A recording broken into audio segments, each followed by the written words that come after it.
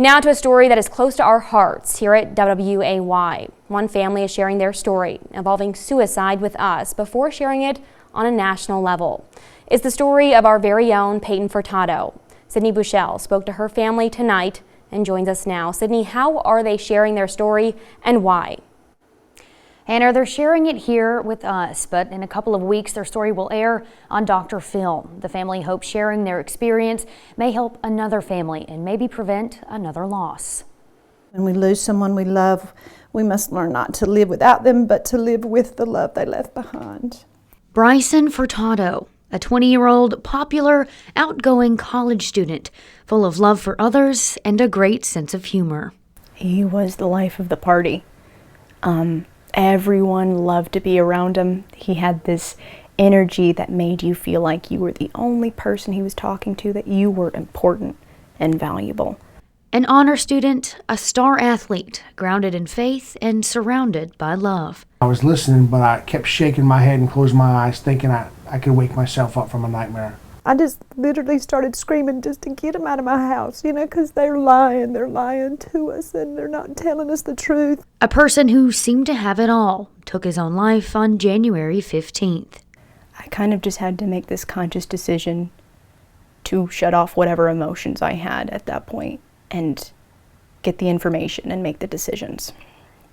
So I was able to believe it just because I think I was in complete shock. His parents, Kim and Brian, his sister Peyton, and so many others left to cope with the sudden, unexpected loss. I was looking forward to being with Bryson when he got married and to being the best aunt ever to his kids. And we were going to grow old together and he was always going to be around. And I was so excited because he was the golden child. He was going to have everything. And now it's gone.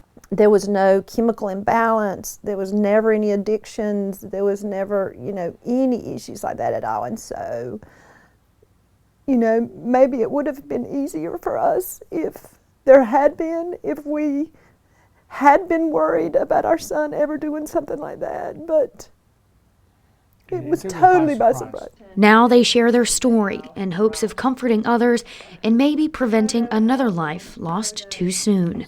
I think a lot of people who commit suicide base that decision off a lie, that they're not worth anything, and that's not true. Turning to therapy and counseling and relying on their faith in God, both things they encourage others who are hurting to do. The God of all mercy and comfort, praise be to Him, who gives us comfort and His strength in our times of sorrow, so that we in turn can go and comfort others.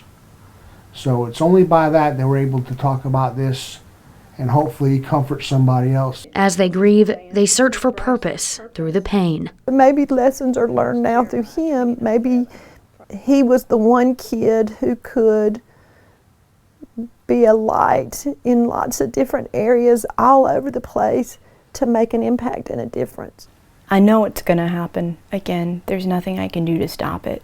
But if I can keep any other family from feeling this horrible emptiness and hopelessness and pain, then maybe.